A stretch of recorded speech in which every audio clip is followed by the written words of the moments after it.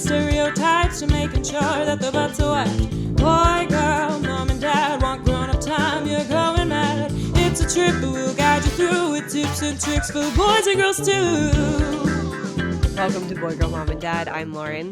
And I'm Nick. And this is After Hours with Mom and Dad. If you're watching us on YouTube, then you can see this, but we are in a different location and it's dark. It's quite dark. We have plenty of lights up to try and fix that it's dark for the cameras, but hey, you're with us It's fun. after dinner. We're having a drink. We're hanging out. Yeah, we are drinking. Let me just show you. Welcome. Or are we doing a spot for Walt? Yeah, we're doing Walt 2021 Pinot Noir Blue Jay from the Anderson Valley. Chirp, chirp. Yeah, actually, they have a special Thanksgiving set. You can buy 3 of these at a discounted rate. I'll put a link in the show notes for you, but that is what we are drinking. And yes, we are in our living room, actually. And we have survived and thrived, I think, past our twins' second birthday party, their birthday week, Disneyland, all the things. And this is just the first time we could fit it in. I felt like it was also appropriate for our topic and for the season. So this is October when we're recording this.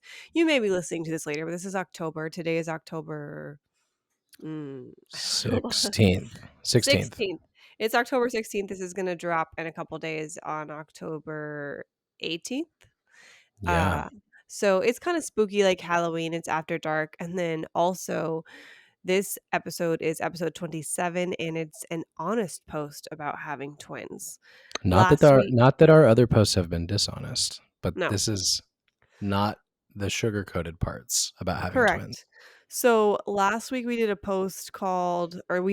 episode called a positive post. No, what did we call it? Hold on, let me search it. A positive twin mom post is what we called it. A positive twin mom post was episode 26. Even though a dad was included in the recording, we did call it a positive twin mom post. We did, and we called it that because one of the most not searched but written things in all the twin groups I'm a part of is people, moms specifically, were begging for good positive twin stories because everyone was basically dumping negative talk, negative news, all that type of stuff on her, and she wanted to hear some good things. So you don't necessarily have to listen to them in order. If you want to listen to this one first, that's fine. But we did last week's episode to try and, uplift you and encourage you and share our favorite twin moments.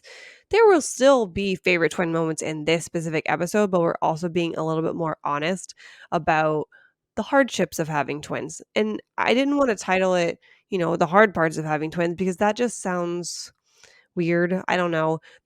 I think having children in general, there are hard parts to it. There are just different things that you discover that having twins, that it feels a little bit harder at times. And I can't speak to completely because I've never had a singleton, but it feels harder at times just simply because there's not as many people who can relate. And oftentimes there's not an apparent way to fix things. And so we wanted to do this episode to basically help you. It sounds negative, but we want to talk to you about it and then help you get through it so that it's nothing like, it's not as surprising when some of these things happen to you, or you feel not alone.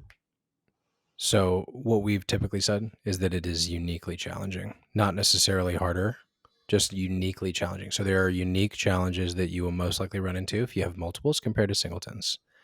Not better, not worse, just unique challenges. So what we're talking about is some of the unique challenges as opposed to our previous post, to your point, the unique positive points. Yeah, and things that you just may not think about. And so obviously this is not a post that is just for people with twins. You can listen to this post and not have any twins just to know how to better accommodate or help your friends who do have twins.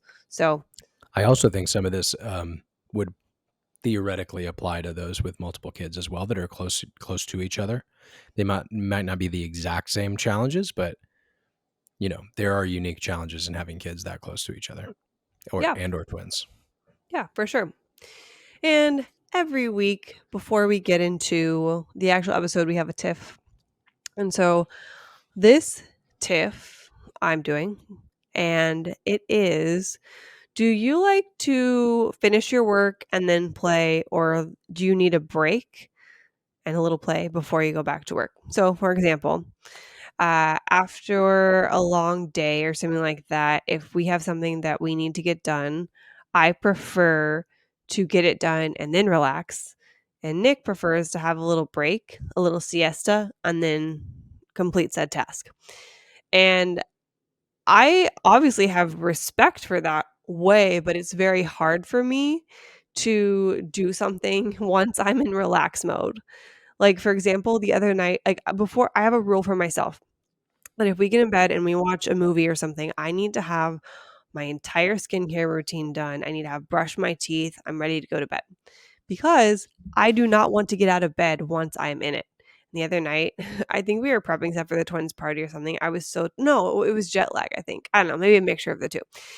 We recently got back from a long vacation in London and Paris, and the jet lag got me. But either way, I fell asleep without brushing my teeth. I think I probably still have my glasses on or something like that. I don't know. But that's just very unlike me. And so I'm like, this is why I brush my teeth before I get in bed. But Nick, you want to take the floor? I'm just over here talking. You want to talk What about is your your side? question? What is your question to me? You do it the opposite of me. You prefer to have a little play and then go back to work because you need a I siesta. think if you don't include the 8 or 9 hour workday I've already put in, that's one way to put it. I d You've already put in? No, I'm not saying you're not. The point is what you're saying is you're saying I like to play before I work. But what I'm trying to say is you're not really considering the work I have already done, which is the reason I like to play a little bit before I do more work. I know, but I did say at the beginning, I said, "After a long day, if we have something to get Yeah. done," I'm including Yeah. work in that. You prefer to keep working. I prefer to take a break and then finish stuff that needs to get done that night. Well, the reason I prefer to keep working is because it's like, what is that? Object in motion stays in motion. Yeah. If I stop, I don't wanna start again. Yeah. I understand. And so I've, like, come over to your side to compromise, but it's still very hard for me to stop because then I do not wanna get up off the couch at that point. Um, so I understand what you're saying. I appreciate that you have identified that it is better for you to not stop working. I think what it feels like you're saying is that I should come over to your side. No, I just can't relate. Like, it's just better for me to not. But I was letting you, Yeah. defend your side. I mean, I would say that my pattern works best for me. Like, I would prefer to work 8 or 9 hours, take a little break, and then come back a few hours later and do some more stuff if we need to. I would prefer that over a 10 or 11 hour workday because at the end of the 10, 11 hour, I usually don't really want to do anything else and I kind of want to go to sleep. So, like, to me, the question is, do I get any leisure time at all or none? That's my logic. Do you ever have trouble doing the said thing that you were gonna do or said you did Yeah, were gonna do? sometimes. I think it's probably a bit similar to how you may have a problem stopping working and letting the leisure time happen. Not to be argumentative, I'm just saying Mm, that is the double-edged sword of your strategy. Mine's that I sometimes will let the leisure time leak into whatever else needs to happen. You're right. hmm, hmm. I don't know. This one is not there's an objective right answer because like Well, this is what I was trying to ask. You say see, you can't say that and then also tell me that you're not trying to get me to your side. um, no, I don't mind. Sh- Like, I do compromise with you, I really do. It's just a lot harder for me because then I Yeah. really don't have the motivation, and if you're like, "Oh, let's just skip it. Let's not have our budget meeting this week," I'm like, "Okay, I'm gonna go to sleep now." It is easier for me to be rolled into, "Let's just not do it then." Mhm.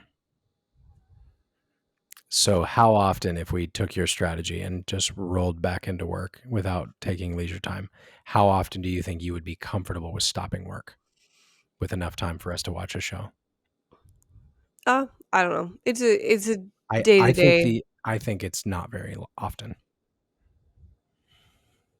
I don't know. I think if you asked Lauren a couple years ago, it's different from now. But I hear Sure. you. It's an Yeah. interesting tiff. So let us know what y'all think. I also feel like I feel like we're both very tired, and so we're gonna get through this episode. We hope you y'all like it, but Oh, what does that mean? I feel very like I've yawned. Oh my gosh. So sorry. Are you having trouble getting into this because we had a little leisure time before this podcast? I didn't hear any. Can you just tell me again? I didn't. It's not in my Are you ears. Oh god. are you having trouble getting into this podcast because we had a little leisure time first?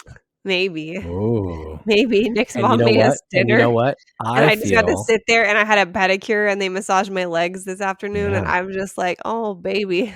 And do you see me? Do I look bright-eyed and bushy-tailed right now? Kinda. I feel refreshed. I feel good. I feel ready. I'm a sleepy girl. So when you say that your do work before play strategy works for you, maybe a little bit of break before work works for me. You know what, though? Cheers. I do think that they are good. Like, I've not recently, but maybe 5 years ago, I did read studies that having little breaks in the workday where you just had a 10-minute jaunt Yeah. on doing whatever, it just helps you stay better on task. Anyway. So hold on. Sorry. We don't have to spend a ton of Oh, time on this, but just hear me out for a second. When you've had a stressful day watching the twins and working, when you put them to bed, you don't usually like to get right into work. And you've said to me multiple times, whether it's putting them to bed for their nap or putting them to bed at night, I'm having a really hard time getting into my work. My argument there would be I struggle with a similar thing, but it's like that's my body telling me I need to chill and do something mindless or yeah. something relaxing before I get back into my work. Yeah, I guess it's what I'm mainly on is if it's a thing we need to do together that it's of the time is of the essence or, um, a deadline. I guess that's the same thing. But also and if I'm differently aligned than you are with where I'm at in my mood. I don't know, because for me, it's like getting into like, okay, I need to write today. It takes me probably 30 minutes or an hour. And if I'm stressed, like last week, I was stressed about Disneyland and their birthday party and family coming in town and things like that. So it was more than just not being able to get into it. But I see your point. I see it. I think we can both agree on that rest is important. And if you don't take it, your body will force you to do it. Yes. And also, I think that choosing to not do work before it's due is a different question than do you choose leisure before work or work before leisure? I think you were spilling a little bit into like obligations and getting things done we needed to get done. And I am in no way saying doing something later than it needs to get done is important. But I do agree that I'm different than you in saying I prefer a little bit of rest before I get back into a worked pattern. Yeah, I think our personalities are just different, whereas I'm like, "Let's get it done," and you're like, "Maybe let's get it done, let's see what happens." I'm not trying to be negative here, I'm just saying, like, it's different as, like, I'm like, "Do it now," and you're like, "I'll do it when I do it." You're not gonna do it, Do but you see the but do you see your I can't decipher whether you're saying that I'm team rest then work or I'm team rest and don't work. It sounds like you're I just saying think both. if your team rest then work, oftentimes it becomes not you, collective you, it becomes a rest and don't work. It is That's easier for that to become that way. that's true that that is a negative aspect of that pattern. The same way that I think never letting yourself relax is a negative aspect of your pattern. I'm not trying to be like equally accusatory. I'm just saying I do agree with you, but it doesn't make it inherently worse. Right, and I think where I see it, and then you can have a rebuttal moment, and then we need to move on. Uh, I really didn't think this was even gonna be this big of a tiff. I think that I feel maybe that my way is better because you're not gonna get fired from a job by overworking, but you will get fired from a job by not doing what you need to do on set deadline. Sure. You meet your deadline at work. I'm just saying, like, yeah. Two things. One, getting fired from a job is not worst case scenario for me. Two, Says burning out. someone who hasn't been. Haven't been fired? Okay, sorry, I forgot. I meant I haven't been fired? from a corporate level job. So we're diminishing jobs now. Okay, I take that back. What I mean is what happened to you, if you wanna talk about it, you can, was not the same firing that I experienced. It was on a different level. Okay. Okay. I Do prefer you not to agree? compare traumas, but I'm with you. You laugh about your firing experience. Yeah, Was it but it was traumatic for pretty. you? Yeah, it was at the end to a 7-year reign of my own doing. Yeah, Of your own doing. still, it still sucks. What I meant when That I wasn't my said point. The point is what you said was getting fired from a job is not something that's like that could happen if you're missing deadlines. I agree with that. But burning out is also a way to get fired from a job or just choose you're out of it, yeah, right? So like I hear you. You prefer one of two evils. I prefer the other. I prefer not to get close to burning out. And sometimes that means I miss deadlines. I agree with you. I'm not discounting that. You prefer to never rest. And that means you meet all your deadlines. And that's great. But I also think it means you burn out more than I do. yeah. Pick your poison, people. Which is Yeah. it? Thank you. That's all I wanted you to get to. Pick your poison, not one's objectively better. And scene. After Alright. Dark is spicy. I Still a should have put on clean why podcast, am but I not wearing, spicy. like, my silk pajamas? This could have been a lot more fun. You're not Next having time. fun. No, my outfit choices could have been a lot more fun. Um, I alright, think you look let very fun. thank you. Thank you. Okay, let's get into it. So, harder things that we've experienced having twins.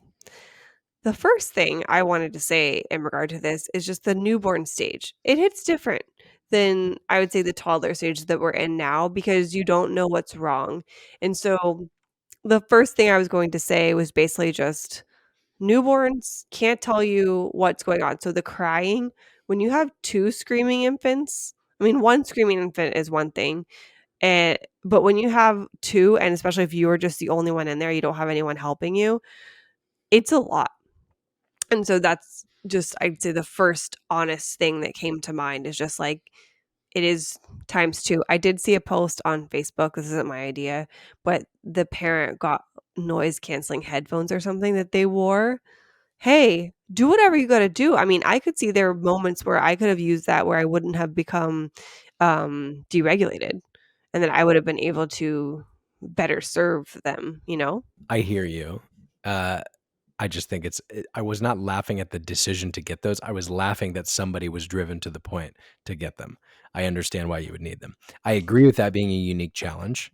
Um, I think like we've both talked before about how it's tough to fix something that both babies need because you can't do anything else. Like both of your hands are quite literally fully utilized. Um, or you're like fully consoling one and you're not able to console the other, which makes the other more upset. And then you try to put the first one down and the other one gets less upset, but the first one gets more upset that you've put them down. Like, I hear you. That is a tough one. It's definitely a tough one. And I also, like, we're fully in toddler stage now. That doesn't go away. That happened today. It happened yesterday. It happened the day Well, I before. was even gonna say, like, at least now they'll repeat back to you, like, "Okay, it's Olive's turns first, or it's Cypress' turn first." So, like, they're starting to grasp, like, "Okay, mom and dad can't be in 2 places at once." But even so, they're not happy now, but at least they're starting to grasp it. Whereas with That's newborn, true. you can just tell them till you're blue in the face of just like, "Oh, I'm coming, I'm coming. Mommy's gonna change this diaper, then I'm gonna go over here." Yeah. I mean, I know this is not a post only about positives, but I do think it makes us a little more resilient and uh, a little less sensitive to crying because you've said this before too, like you have to finish what you're doing with one sometimes and then get to the other. And sometimes that means the other is screaming the entire time until you're ready to help them. So it kind Yeah, of like forces you into that recognition of, obviously we don't want our babies to cry. We don't want them to be upset. We want to be able to fix their problems immediately, but we just aren't able to. And part of me thinks that's probably healthy early on in life for them as well. Like their needs are being met. we're very attentive parents, Yeah. not to sound too cocky, but like we're very attentive parents. We give them what they need and we solve their problems as quickly as we can. But sometimes, to your point, when it's both of them at the same time, one has to wait while the other one's getting whatever they need. And that, I hope, teaches them, you know, it's not an immediate fix if something is wrong. Yeah, and even if you just have, one child, like we experience this whenever they're in their high chairs and they wanna come out. They wanna come out now, and, we find Come ourselves out, come out. yeah, That's what they say. we find ourselves narrating, which we've done since the beginning, which is, highly recommended just to tell your baby what you're doing.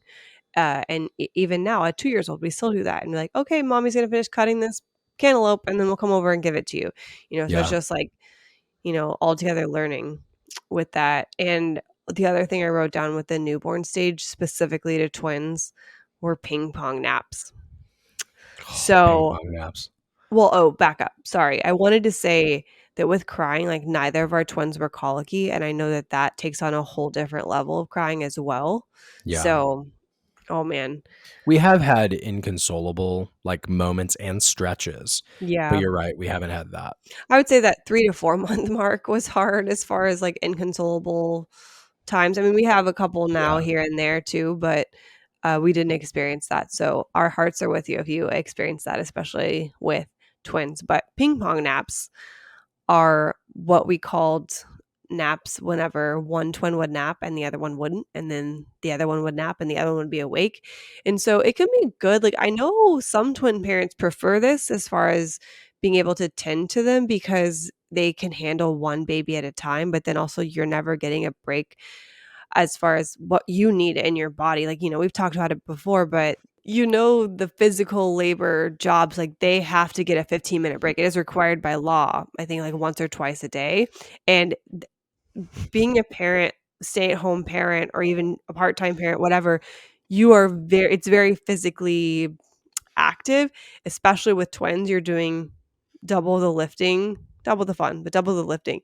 And it's a lot and you need a break. And so I I can even think back to whenever I would feed them. I would often be in there for hours because I would breastfeed one and then I would bottle feed to top off, and then I'd put that one to sleep and then I'd pick the other one up, and you're just oh my gosh, it's so much. And so tandem feeding really was the way to go for me personally, just because it was, I don't know, not a time saver, but I was able to kinda get them on the same schedule, and that was one of the tips that we received was to keep them on the same schedule. So, yeah, if one woke up, we were waking the other one up just to keep them on the same schedule, and I feel like that's what the majority of twin moms say that works for them as well. The reason I was laughing is I just had a vision of, like, federal agents coming in if you haven't had a break in 8 hours and, like, holding your kids back, like, "No, the parents need a break. You stand over there." That'd be a funny SNL Like, if they skit. regulated it the same way, yeah, it would. Yeah, listen up, Pete Davidson and team. I guess is he even a full-time SNL anymore? It doesn't matter. I don't You think know who I'm so. talking about. He Yeah. did just host last week, though. Anyway, yeah, I just thought that was a funny thought. If they regulated it the same way they do, like, actual jobs. Can I have an interject? Sure. My hand is raised. What Attractive I woman in the back. what I meant to say at the beginning of this was just to be, funny, was to say having twins isn't as bad as they say it is. It's worse. And then the Okay, other okay. Let's not be hyperbolic here. Whoa. thing I'm joking. Um What? This isn't After Dark. This is Unhinged, Lauren. This is the version of Lauren we get when their leisure is first instead of Oh, work first. yeah. Um, the other thing I was gonna say that was, a funny what's the hardest part about having twins, just a funny one, is receiving the same gift from different people. And it's I don't would never say that, like, I never respond meanly, but do you know how many times I've gotten the Slinky Dog, costume for twins? I could probably You don't uh, mean gotten. You mean somebody has recommended it to you. someone has Because sent it we've to me. never. Oh, we've received it? No, no, no, the recommendation, Sorry. not the Okay, we outfit. have to be specific here. It sounded I like you just received said, "Do you know how many times it was sent to us?" Like, we received it. We got it. the DM that I received, and Got it. honestly, I never ever if you send it to me, I laugh every time I see it. It's really cute. It's just funny because it's also sweet because I think all the people who think about me whenever they see, this twin post, this one, I get them all. Keep sending them. I like them, but it's just funny because I get the same ones over and over again. This is a So hilarious that's a episode. hard that's a that's a hard part about being twins is that anything twin specific, they're like, "Here." But thank you. Anyway, your point on the, ping pong naps, and we just ping pong back and forth on the topics, you're going to ping pong naps, go. Sorry. Laura's just normally so organized, and right now it's just like okay, that's gonna sound real good on the podcast. So yeah, ping pong naps are very interesting, and it's not just naps in my mind. It's that they ping ponged and still do with a lot of things. So like, what comes to mind is when people say, "Oh, just nap when the baby naps, sleep when the baby sleeps." When the baby's occupied, you do what you need to do. You get your work done, you check your inbox when the baby's enamored with a toy. Well, guess what? With twins, it's super rare that they're both occupied by the same thing, or they're both occupied at all, or they're both sleeping at the same time. Like, it took a long time for us to get to that pattern where they were sleeping consistently with each other. And we still, like this week, maybe 3 of the 4 days of this last 7, they've actually both slept their full nap time, like in parallel.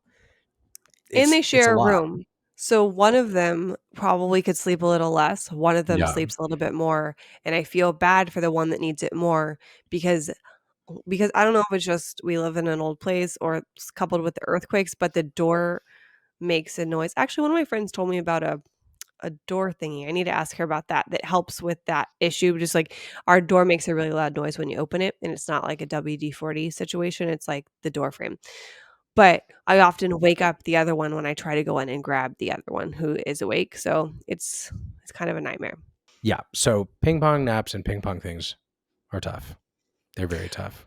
And I'm actually just thinking about this. Something else that they ping ponged on were milestones, which was really hard Yes. for me personally because I'm trying to, not compare them to their own people, but they are literally a visual comparison in front of me. And so oftentimes one would have, crawl first or sit up first. And then, so that's twin A crawling first, right? Then twin B would, walk first or something. So it was hard because I'm like, oh no, are you behind? Are you behind? I don't know. But I purposely didn't look at any of the apps or anything like that. I just talked to my pediatrician and went from there because it was really anxiety inducing for me. I have an opinion on this. Question for you. After you recognized that milestones ping ponged a bit and it was consistent between both, did it give you a sense of relief when you had one that wasn't hitting a milestone you expected? No. Really? I guess that's not entirely surprising to me. So it did for me. Like after the first or second, like maybe the second or third, where it's like, oh, this is a consistent thing. Like one's going to walk first, one's going to crawl first, one's going to talk first, one's going to lift things first or whatever. Like to me, it made me much less afraid that one, I already wasn't too afraid about this, but it made me much less afraid that one was not progressing a certain way that I would expect. Because to me, it wasn't like, oh, you're not going to, like, you haven't done this yet, you're not going to do it. It was your twin did it first. That means you're going to do something else first. That was the pattern that I recognized in my head. And I feel like that's still carried through. Yeah. I wouldn't say at all that one is behind in any way. Like they've just gone back and forth on a bunch of things and it's like they're racing up ladders and one's in front and the other one's in front, That's what it feels like to me. Yeah. And I was talking to my sister about this because I'm going to say twin A and twin B, but I'm not referring to, the oldest one being twin You're A. I'm just just differentiating. giving an example here. Hi. Tip of the night. Don't put your glass of wine on a rounded twin activity table. I guess not a twin table. It's an activity table. There's 2 sides, but it's not just for twins. It's a Yeah. two-step table. It's great. One side is for water, one side is for sand. We use it at the birthday party this weekend. I will If link anyone it. is, yes, link it. I'm sorry, I interrupted you. If anyone's interested in buying a MacBook that dispenses wine out of the keyboard, please let me know. I don't remember what you were saying. Do you? Yeah, I I also don't remember what I was saying before I threw my glass of wine. Oh. I was talking to my sister about the twin milestone, ping pong, and she was talking to a speech pathologist specifically, and she said it wasn't unusual to see in her field to see one twin speak more than the other because the other one Oh. gets it done, which actually tracks. I know my sister and I are not twins, but she spoke later because I basically knew what she needed and would ask for it for her, or I would just bring it to her, and so, that also tracks, at least as far as speaking goes, but also you don't really need to walk. She walked later too because I would bring her stuff, so if you don't need to speak or walk and someone's doing it for you, then, why not? Yeah, that's interesting. I did not know that twins commonly trade like that. I mean, I guess it would make sense that, like, especially with fraternal, I mean, I guess identicals as well, but I would expect with twins unreasonably that they would just like hit the same things at the same time. But we've talked a lot about how they're like their own people. Even the identical ones are their own people. So why would we expect any two people to have the same exact milestones? It's kind of a ridiculous expectation. Well, it's also why we expect all babies to be on the same timeline. Yeah, which is It's also, to your point, ridiculous. ridiculous. Yeah, Yes. good call. That's a good point.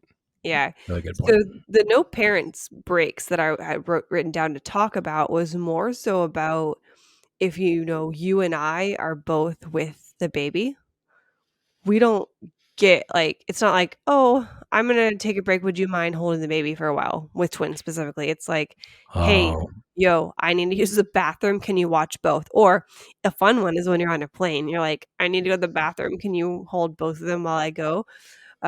So that's what I more so meant about parent breaks or caregiver breaks, really, just yeah. because it's you get a break from maybe holding 2 or caring for 2, but usually you're not getting a break from both.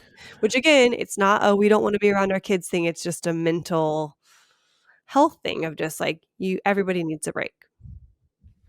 Yeah, I think about this with events like football games, basketball games, Mm. concerts, the things we've taken them to. Like, you're right. What you described is accurate, but like, if one's holding the baby, maybe the other one can, the other parent can go get a beer or go get food or whatever, or go to the restroom. But you're right. It's like, it's not, it's not that you get to trade one off. It's that leaving puts an additional burden on the other parent.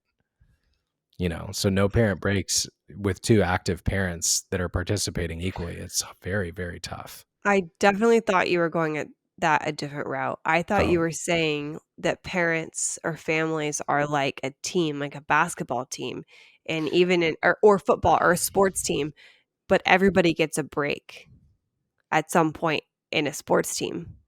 And so mm. you as a parent deserve a break. That's what I thought you were going at. Yeah, I mean, yeah, that kind of works. Yeah. No, I was thinking of us as like attendees of those events. No. So I'm over here holding the baby, then dribbling and free throwing. Yeah. Yeah. Anyway, But I my mean, whole like, point like think about like you're cooking and like it's not that I'm playing with the baby and you get to cook. Like I may be playing with one, maybe two, but if you're holding one, the other one still needs attention. If you put one in your carrier, you can't put two in the like it's I don't know. I said that weirdly, but it's you're right. No breaks is the way to say that. I do think there are some twin carriers for when they're smaller, and then I've seen some people do, like, one on the front and one on the back. It also just depends on the child if they wanna be carried. I saw a video, and I can't recall who it was, but it was something that we wanna implement where, um, in their case, it was, like, one parent was playing with the kids and one was cleaning up after dinner, and then they swapped every other night.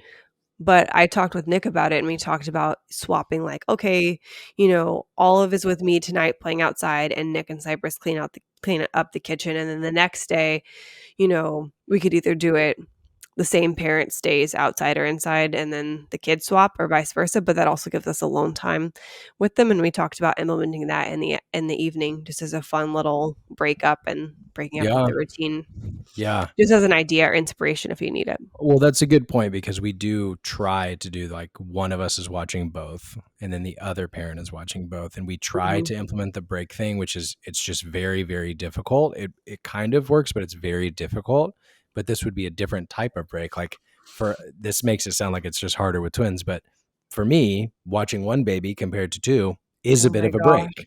Oh my gosh, It yes. is. Like, think of we've given this example in the past, but like if we go to a parents meetup at the park and it's the both of us and the twins, there's not a lot of relationship building for us and the other parents, especially at this stage where the kids can't like go play by themselves, even supervised, because they can just fall like and hurt themselves really bad because they're super tiny and really adventurous. So like right now we're man coverage. One of us is watching one and the other parent is watching, twin two. Um, and there's no like, it's not like mom can sit on the blankets and talk to the other parents while dad's watching the kid. We Yeah. can't really do that right So now. this was actually on my list to talk about later, but I'm gonna move it up to here because it just makes sense. But to Nick's point, that is a hard part about having twins is that, you know, it could be dependent on your child's personality, but it's very hard to have or attend parent events because, I've been at some where they have one child or they have 2 kids of different ages, and so the one who is older can be by themselves for the most part, and the one who is younger can just be held or whatever. Or, mom is with the kids and dad's socializing or vice versa, but with twins at this age specifically, it is not something that we experience, and that is hard just because we think we so yearn for close family friends, and, I don't know, that's one of the reasons why we joined a multiples club. So if you're looking for families, especially families who get you and your twin or multiples experience, I would highly recommend looking for a twin or multiples club near you. If you're in LA, there's one called the one that we're part of is Parents of West LA. No, Parents of Multiples West LA. And they have meetups and just it's a fun club to be a part of. So we touched on that, and the other thing that I also kind of brought up earlier than what I was going to discuss it was taking individual times for each one. So I referenced that with the comment about the nighttime shifts, basically with parents. And that's something that's been a struggle for me to spend time, alone with twin A and alone with twin B, just because I've never really been without either of them. Like they were with me from the start. And so I can't really imagine being away from one of them, but I know that it's needed. And like Nick said, the first time we kind of just took one away from each other. Like, Nick took one on a walk, and I played with one here, and I was like, "What the heck do I do with my hands? Like, there's only one. This is so much easier, than dealing with It 2," feels so and different. it feels very different, and so something that's on our to-do list, I was looking at reservations and stuff this weekend actually, is to spend one-on-one time, and it's hard, but necessary, and so I would encourage you as a twin parent to, 1, make time for that, and or 2, plan to make time for that. Another thing that it isn't hard, but along those same lines, is to take pictures of them alone. And so something we're very intentional about is obviously we take pictures together, but we take pictures of them separately. We take pictures of, twin A with both of us, twin B with both of us, just me with twin A, just me with twin B, that type of thing, because they will want those photos and they're their own people and that helps encourage them. It's a lot because it takes time to take all those photos and things like that and just getting like one and done. But I think that in the end, it's worth it. Yeah, so treating them as individual kids like they are as opposed to a set. Yeah. It's easy to think of them as a set, like they Hmm. came in the same package. And they kind of did, kind of. No, I know. I'm just saying, like, I'm imagining, like, this is a weird comparison. They're not toys, but like, if you get a set of toys, like they come in the same package, they typically look the same, like, you take pictures of them in the same scenes or whatever. Like, that's what I was thinking of. Hmm. They came at the same time, but they're individuals, and you wouldn't like, to your example, if you have 3 kids of different ages, you wouldn't only take a picture of all 3 of them together. You would Yeah. also be intentional about pictures of them individually, but it's not so easy to think of that unless you're super direct about it and super intentional about it with twins because it just feels like they should be together in pictures. Yeah. Okay. Going places with 2 babies. That was something that I wrote down as hard, and, again, that works with people with more than one child, not twins too, but there's something about having, 2 2-year-olds you're trying to get out the door versus, a 4-year-old and a 2-year-old is just slightly different, and I was reminiscing when I was doing this outline, I was reminiscing the first time I took them anywhere by myself, and again, I really going with toddlers is scarier, but for some reason, when you're in the newborn stage, going with newborns alone is just very scary, or at least it This was was for me, scary, I remember this, and I because wasn't even there. they can scream and you don't know what's wrong and all the things we have already talked about, but I went in I think they were just over 2 months because we were about to leave, for Christmas, which m and so that would have been about 2 months, and I had been cleared from my C-section, I could pick things up, so I could pick up their car seats at this point, and I went to, like, a cookie decorating party for moms, and, some of the kids were there too, and I remember Holly, who invited me, ended up calling me because I had told her that I was parking maybe, like, 25 minutes beforehand.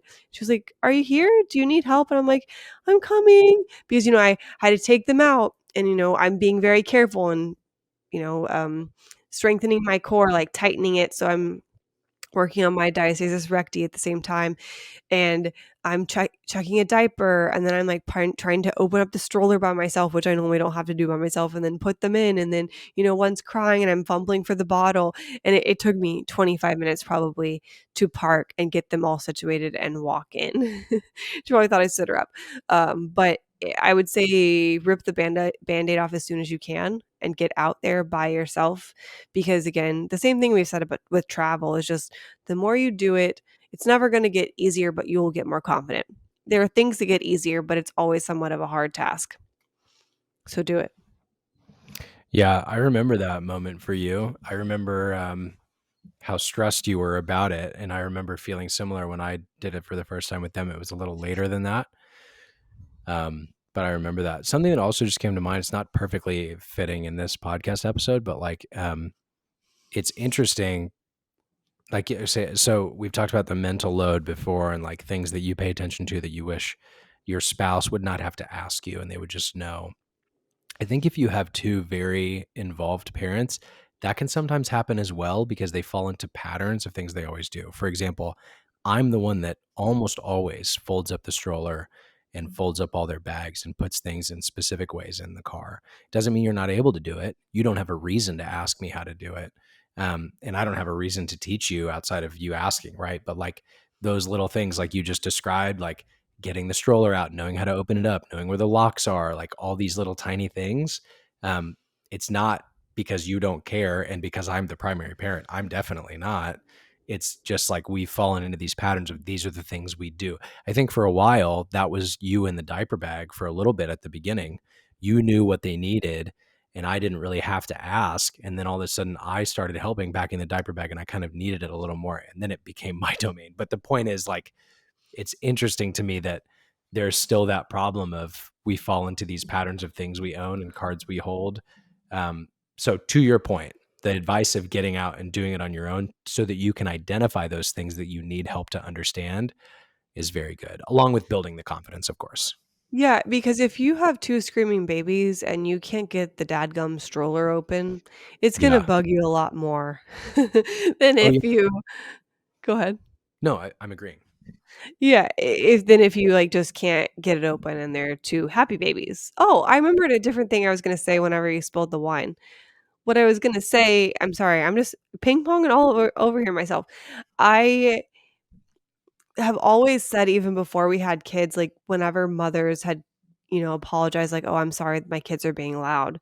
I think it's because my mom had said this, but I do not care if your kid and I don't care if your kid is crying either, I know you're probably trying everything you can do, but if your kid is laughing or having fun, like, children's laughter is just so joyful, and if they're having fun, within reason, like, that is I would much rather hear that than a crying baby.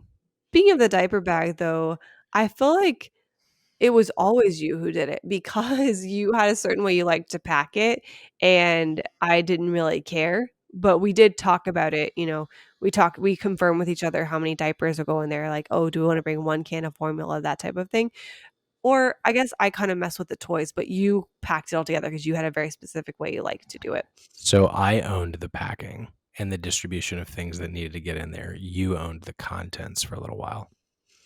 But the thing about having twins is that you need a lot of stuff. We would carry around Yeah. 20 diapers whenever we left. We made sure we had 20 diapers just because they would go through them so quickly, and we that was usually something that they needed if they were crying. Like, I know some babies, you don't necessarily know what they need.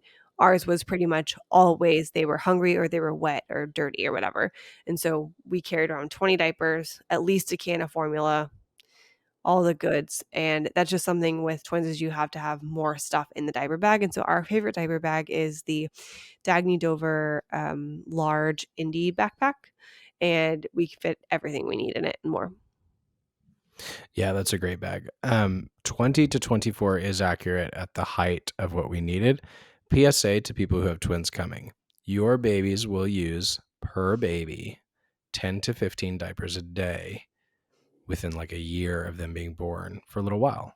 It's tapered off for us. But you're right. It was our standard was 20 and some days we ran out. 20 was good because like usually on days when one used more than 10 the other one didn't, so we were still kind of covered. But on heavy airport days when we were traveling, we would put 24 in there. We would do 12 per kid. And I remember a few times we used all 24 in that single day. Y So yeah, it's a lot. It's a yeah. lot. So just Yeah. something to keep in mind as far as when you're looking at the size of a diaper bag that you need.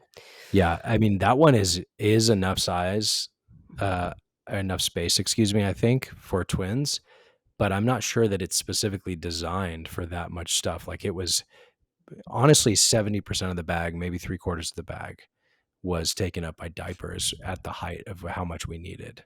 Well, I think it comes in 3 different sizes, so you can get a smaller one if you want, but we got No, the no, I biggest know. one. I'm just saying like the biggest one isn't designed.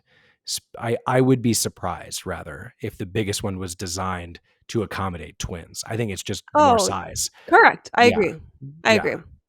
Yeah, so whenever you're packing your diaper bag, oftentimes you're going somewhere like, I don't know, a restaurant, which brings me to my next point of a complication of having twins is that if you want high chairs, there's a good chance that the restaurant may not have 2 high chairs in general, depending how small it is, or they might have more than one, but one might be in use, so they may only offer you 1 high chair, and you're like, "I need 2."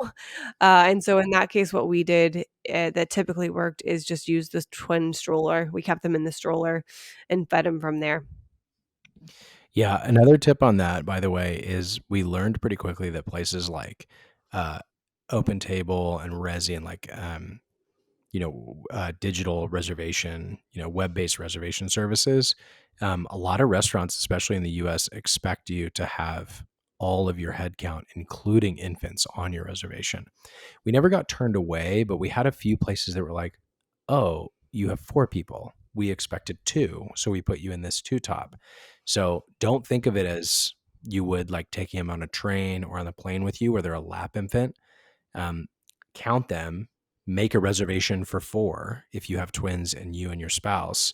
And then I would also, to your point about the high chairs, put in the notes, which all these platforms have notes, put in the notes and or call and make sure they know, hey, the other 2 in our party are infants. They're going to need high chairs, and that way you'll either know whether they have them or not, or the restaurant will know to be prepared for you when you come. But those were some awkward moments we had where it's like, yeah, it is 2 adults. The babies are going to eat off our plates. It's 2 adults, but they're expecting the actual head count regardless because, and they're right, like the tables need to accommodate 4. It's 2 high chairs and 2 adults.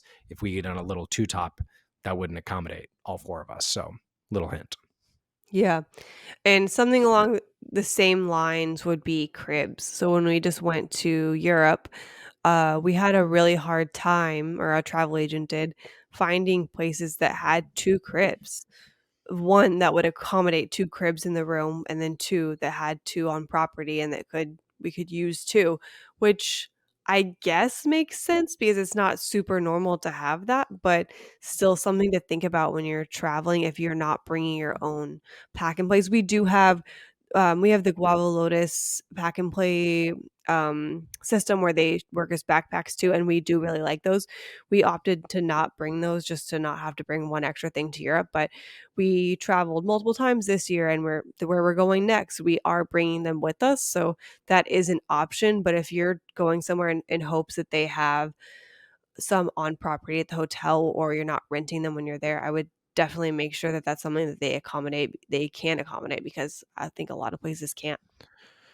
Yeah, and surprise I mean, we stayed in some small boutique hotels, which were great, but, like, I think you would expect the bigger places to have more of them, and I don't think that they do. Like, I would No. almost if you're staying at a bigger place, I would assume that they have less per person or per room cribs and pack and plays. Yeah.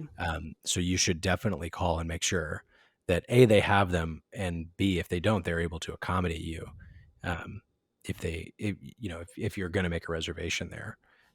Also, there's a weird hint. I would use that to your advantage. If you've made a reservation with you and your infants and it's like a non-refundable or something, and you immediately call and try and figure it out and they like can't accommodate you because of that, that's a reason for a free cancellation in my mind. Push for that. Yeah.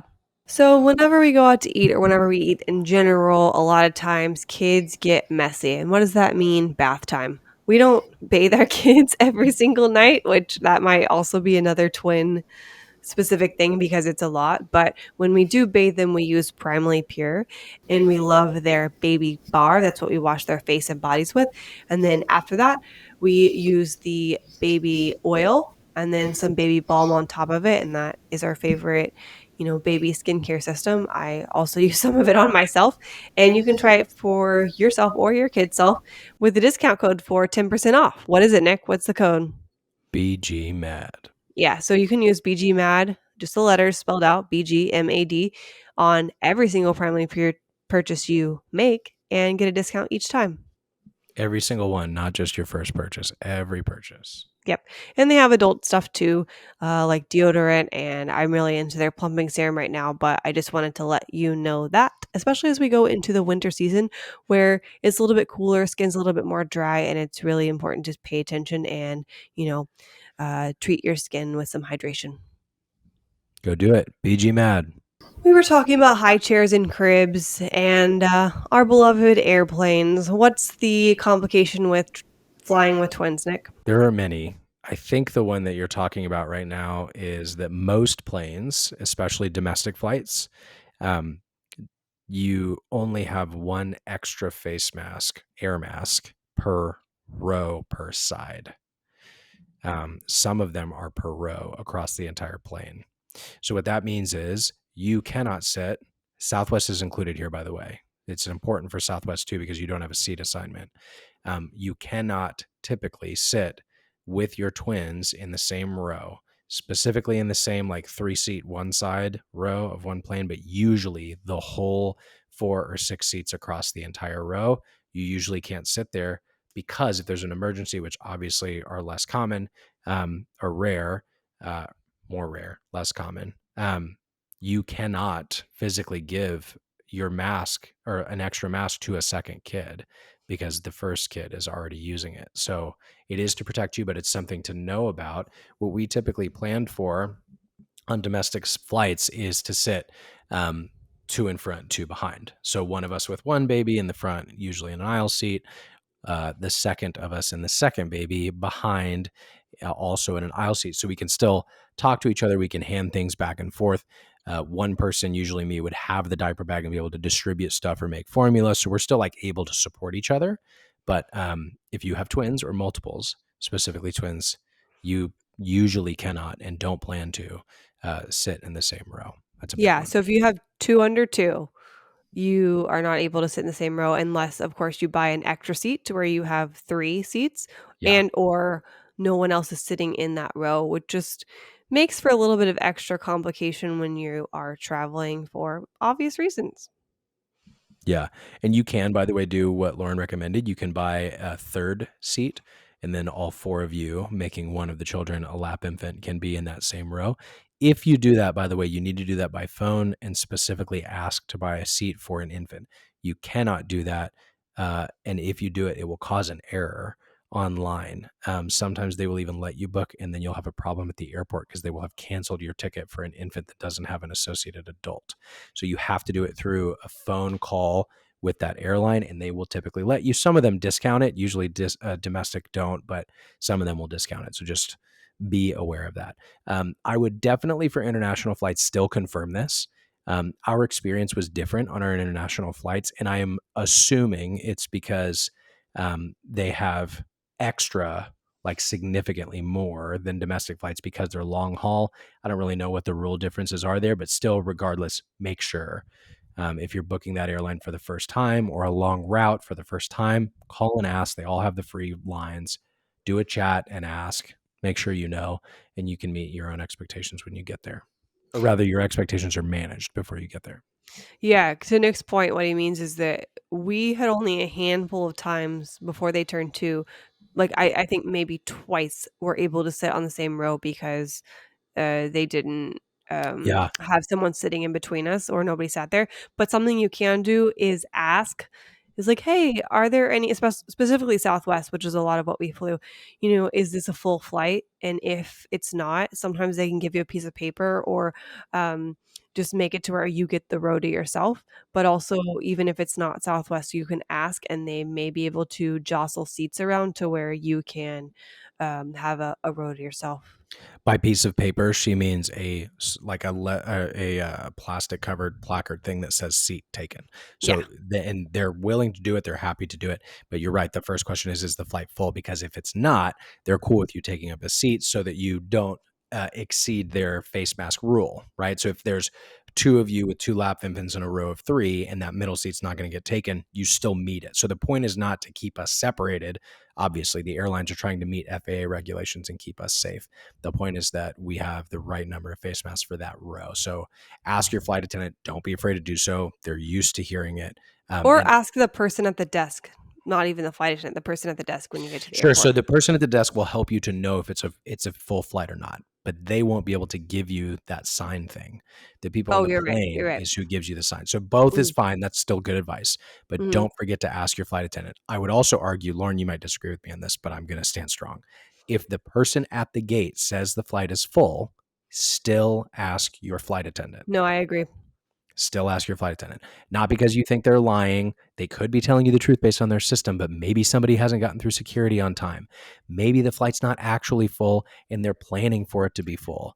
Whatever. It doesn't matter. Even if the flight attendant on the plane just gives you one of the things, you might have a little advantage and have your extra row to be able to take care of your kids, even in the face of what's going on. So just ask. If you Yeah. don't ask, you won't get it. I will say though that this is just a personal story, is that I did ask one time and they said, "Oh, it's not full." And then I asked the flight attendant and said it was full, but then it actually ended up not being full, but we still had someone sit by us, which Sure. was really annoying. So just ask and be polite and you'll see what where that can get you. But the other half of what Nick was saying as far as international flights and something that I didn't even think about because I don't know, it was just the longest flight the twins had ever been on, is that we were able to sit by each other on both going there and So back. And I know you touched on it a little bit as far as, like, the long haul flights have extra masks. It just didn't even cross my mind until we were coming back, and you said, "I think this is our last lap infant flight." yes, that's gonna make me sad. That's a different thing. I did ask. I don't know if I told you this. I did ask because I was No, you curious, didn't. and they did not specifically say there's extra mass, but what they did say was that's not a limitation on a flight of this length. Mm. So I think that there are different regulations, FAA and whatever the equivalent is international, for longer flights, or maybe they just have more on hand in general because it's longer. I don't know, but it's yeah. Still find out. You need to know, right? As a parent, it's your responsibility. You need to know, but just know this is a unique thing with twins. Did you ask on that flight, is that why they had the extra seat belts? Like, on this last flight to London, on there on the way back, they had this extra apparatus that we looped onto our seatbelt for lap infants, and what did you ask about that? I didn't ask about that. It was consistent in the different cabins we had on the way there and the way back. I don't know. I've never heard of that and I haven't looked it up. I don't know if that's a only this airline thing. It was Virgin Atlantic, by the way, for people who are curious.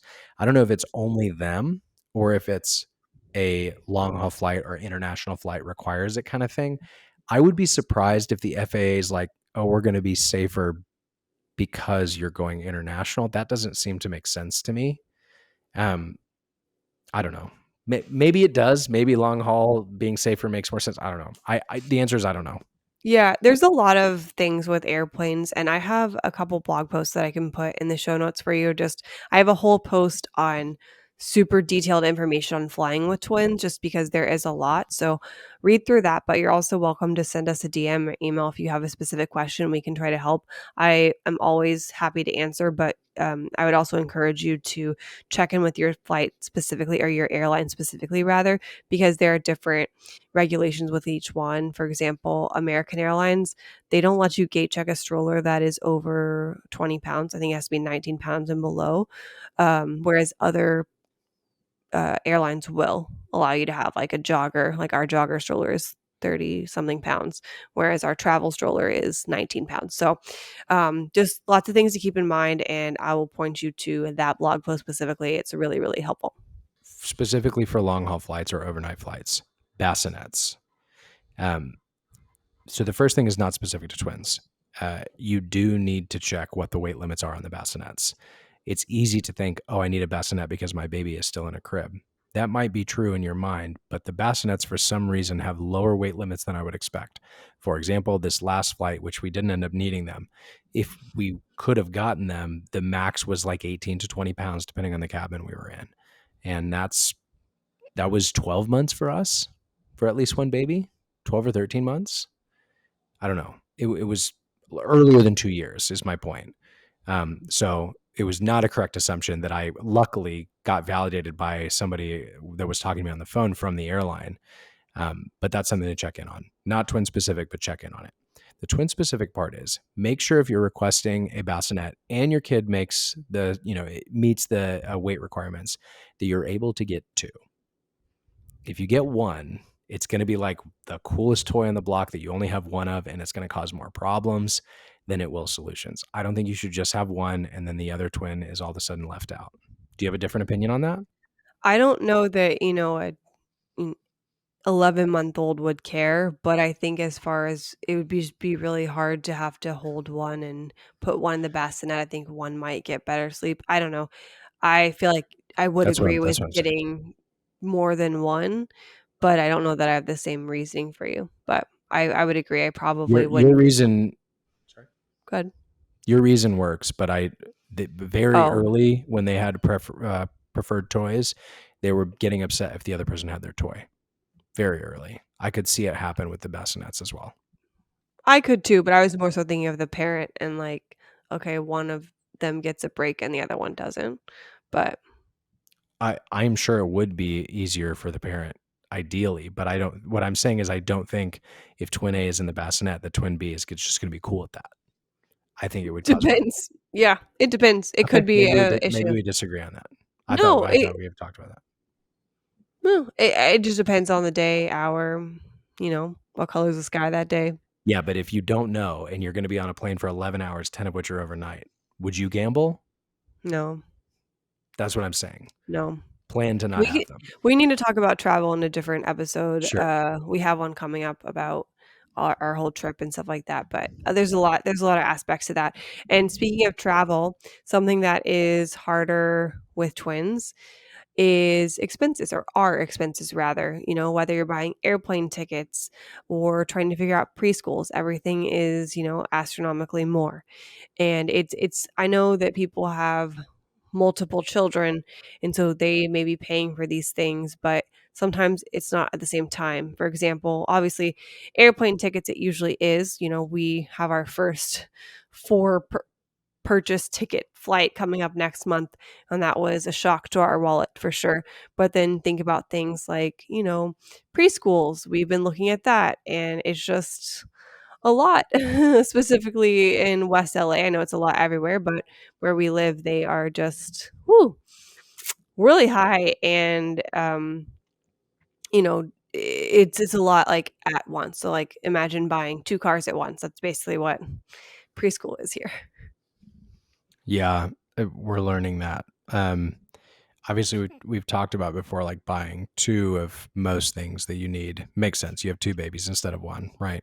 So your expenses are typically doubled. But you're right. There's like these extra expenses like school and other things that you typically have spread out among the ages of your children, and with twins, you kind of don't, so it's like double. Yeah.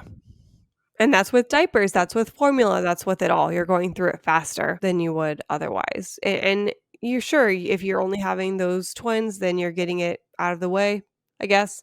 But I don't know, it feels harder having to pay for it all at once than spacing it out. There's no, what are those things? Klarna or the pay as Oh, you right, go. there's no pay overtime, 0% financing, Is there yeah. a layaway for preschool? Yeah, there's no twin layover. No. Layaway, not layover. Yeah. Speaking of the volume of things, we spoke about this last week about the volume of work of twins not being a times 2 situation. It's just, a little bit more like 1.5 times more work. But we wanted to mention it here just because it is more work to have twins, more work up front. Again, similar to money, it's not spaced out work, it's back to back. And so, whereas it might normally take you 5 minutes to change a diaper, now it's taking you, 10 minutes to get them up in the morning. So, just something to think about there. Yeah, I think what you meant to say is, like, instead of 5 minutes to change a diaper, it's more like 7-ish, right? It's not double the work, it's just a little bit less than double. Right, sorry, I didn't mean double the work, I just meant it's more time. I was more so calculating the time that it takes me to get them up in the morning. So, out of the cribs, undress, that whole thing, it takes me about 10 minutes, so that's Yeah, where I that's was getting true. the number from. That's true. Yeah. Um, but laundry, there's more of it, just coming back from our trip.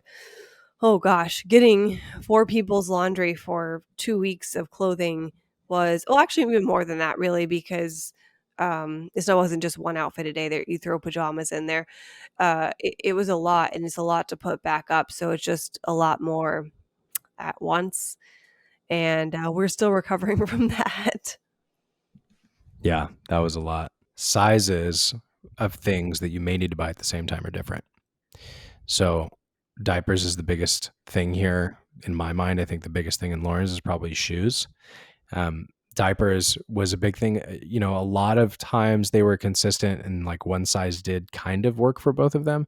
But we also, I think, did a good job of recognizing when like one of them actually needed another size diaper. Otherwise, it would cause more dirty clothes problems and diaper breach problems and so it was actually worth it to manage two different sizes. Logistically, it's annoying to order them or go buy them in two different sizes. Or keep them separate Yeah, or keep them separate. But so honestly, you know what they are.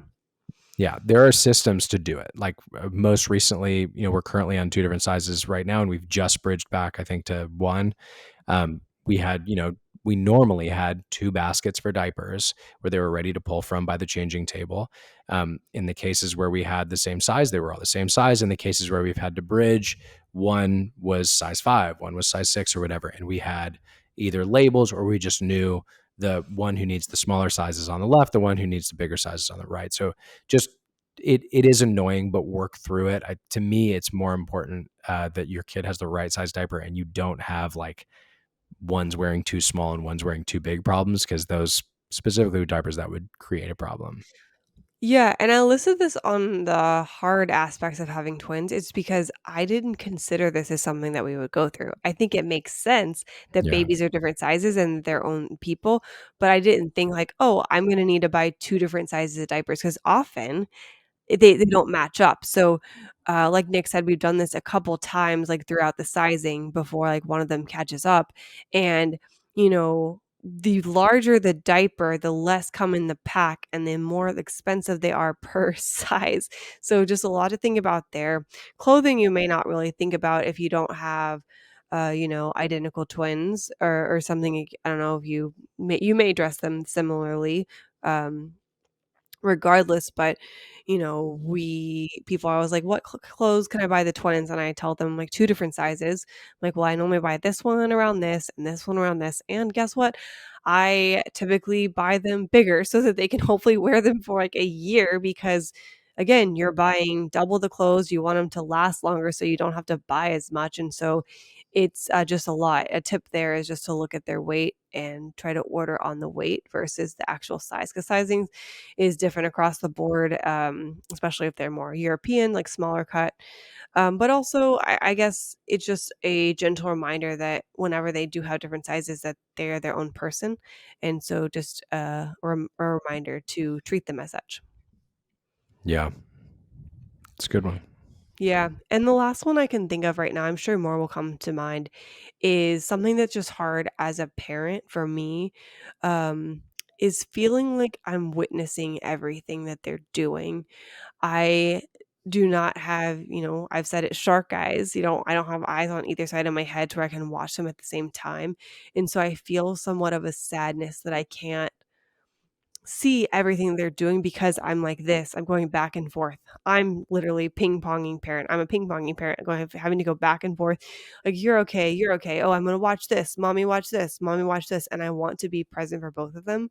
And I don't know, that's really hard, and I feel I don't know that robbed is the right word because that I think insinuates a negative connotation, but I've never gotten to watch, like, one baby, like, grow, and so I don't know what that's like to experience it all in one, and, like, I'm very thankful and happy that I have the twin experience, which is, unique and so fun and, rare, if you will. But I don't know, it's just something that's been hard for me as a parent to not get to witness and just feel like I'm constantly missing something that one of them is doing. Yeah, that's tough. Um, I also feel that, but I think that you specifically, even with twins, probably recognize more in your twins than most people with one child recognize in theirs. I'm not saying you're wrong or that it's not easy. I'm not saying you're wrong or that it's easy, but I do think you're very good at watching for things. Yeah, and I don't think I'm being a bad parent, it's more so that I'm sad that I missed it. Fear of You're missing out sad is that you think probably you missed it. yeah, yeah, exactly. Yeah, I get that. Well, just because it's harder or uniquely challenging, to use our initial language, having twins sometimes than having not twins, singletons, or kids with different ages, it is still beautiful. Yeah, yeah, it is, and it might be doubly hard at times, but I do think it also has double the joy. Yeah, and we are not, by the way, I think you said this at the beginning, we're not doing this specific episode to deter you from having twins or make you afraid of having them. More so, like, I wish we knew a lot of these things coming into being parents of twins. Yeah. So I hope that you hear these things as like managing your own expectations and being able to be aware of what's coming for you. There's a lot more beauty than there is uniquely challenging things, but the uniquely challenging things are there. And I think it's better to know about them so that you can plan to address them and address them well as a team. Yeah, something that it always made me smile, like, I've never been, I think at least I don't think I've been a twin mom who've been like, "Oh, this is so hard, like, I have it so much harder than you," that type of thing, but it is always I don't think heartwarming is what I mean, but I've had multiple, moms of singletons just say to me, like, "I think about you all the time when I'm, like, having struggling with, like, 1, um, and then you're doing it with 2, and, like, I don't know, people like to use the word supermom or superhero, and I appreciate that, but I'm just, just doing what I have to do. Doing what I have to do to survive and trying to thrive at the same time. I think it's interesting that people with one kid or twins or multiple kids all feel like they're not enough. Yeah. Maybe we all are. Mhm. Existential sound effect. I think 2 that's episodes mostly it, ago huh?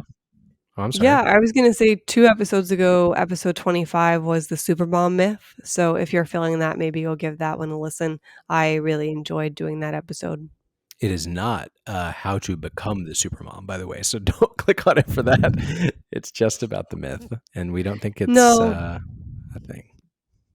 Yeah, and it's made to hopefully make you feel like you're not alone, and that's honestly what all of our episodes are, to make you feel like you're not alone. So, whether you're a twin parent or a singleton parent or just a friend trying to learn how to better support someone with twins, um, you're doing it. I would say it's to show you that you're not alone. Yeah. Not only make you feel like you're not is the point. We want Yeah. you to know it. Yeah. So, thanks so much for listening with us. We hope you found this episode helpful. If you have any other questions or thoughts or, need a vent or need some advice about twins, like, we're here. You can send us an email at hello@boygirlmom.com. Yeah, is that right? I just forgot my own email address. Hello@boygirlmom.com. You can send us a DM at boygirlmom.com and check out our website, boygirlmom.com. Subscribe to our newsletter. We send it out every Wednesday. And of course, we're also available for non-twin questions too. So take advantage of us, and we can't wait to chat with you. There's something you wrote down here that I'm not sure we directly said, Mm. and it's a good thing to end on. It may be 1.5 times as hard, as we've said, to have twins than it is to have singletons, but it's at least double the joy, if not more. Boy, girl, mom, and dad. Gotta watch those butts together. It's a trip, but we'll guide you through with tips and tricks for boys and girls too.